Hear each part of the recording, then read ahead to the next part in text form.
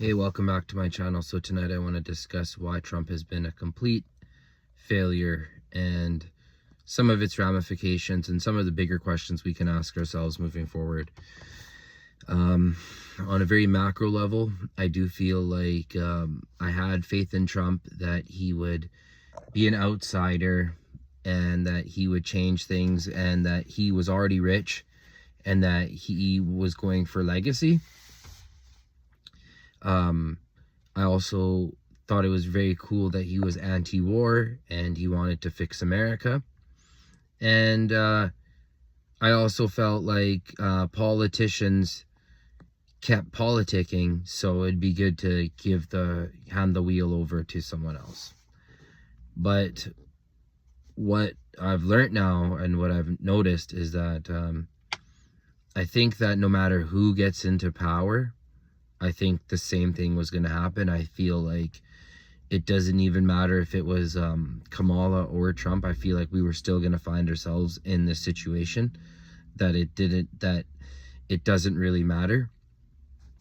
I feel like when people say, oh, this is the biggest military in the world, they're capable of anything, I think people ask, like, what does that even mean? So,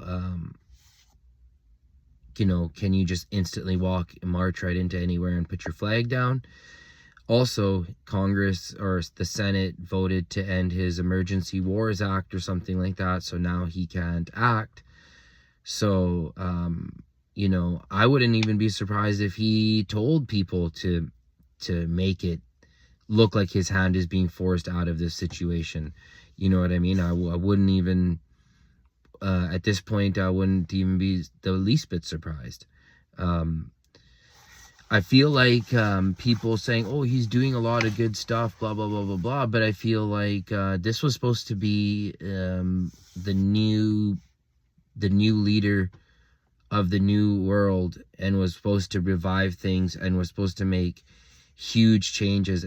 But I feel like if you look at one issue in particular, like if you look at like the homeless situation, I feel like that isn't addressed.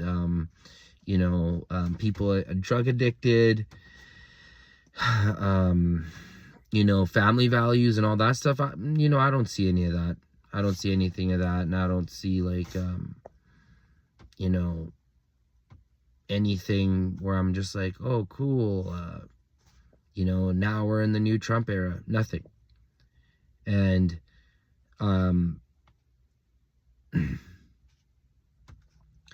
when he was given the Epstein files and then he's like, oh, this is a hoax, I don't need you anymore and don't ask me.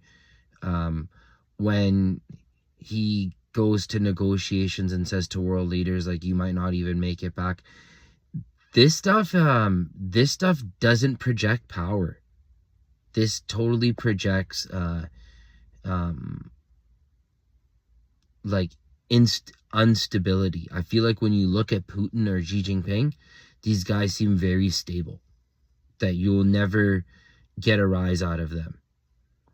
But I feel like Trump, I think that, when he's like, oh, let's go back and let's make a deal and oh, this and that, and it could be lights out, and then he walks it back. I feel like people are so used to now him bluffing that he's lost a lot of credibility in that regard. Also, I feel like he really deep down believed that his base was going to ride with him no matter what. And that I do believe that the amount of ego in his brain led him to believe that, like, no matter what I do, my base will always be with me. And I feel like his little cronies really knew that, and they pushed that onto him. Like, don't worry, you can do whatever you want.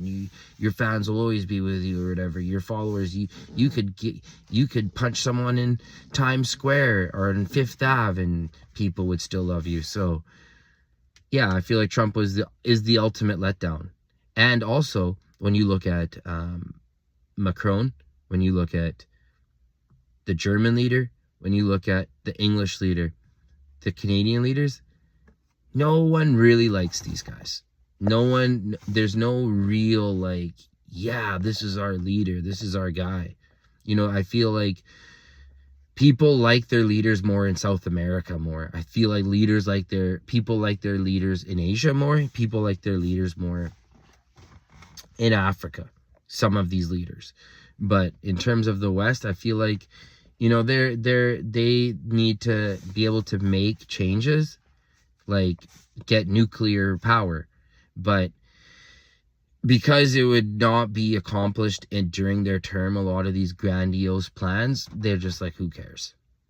So, you know, you have money, you have politics, you know, we're not communists, so, you know, you can theoretically buy your politicians, and that's free market. So, yeah.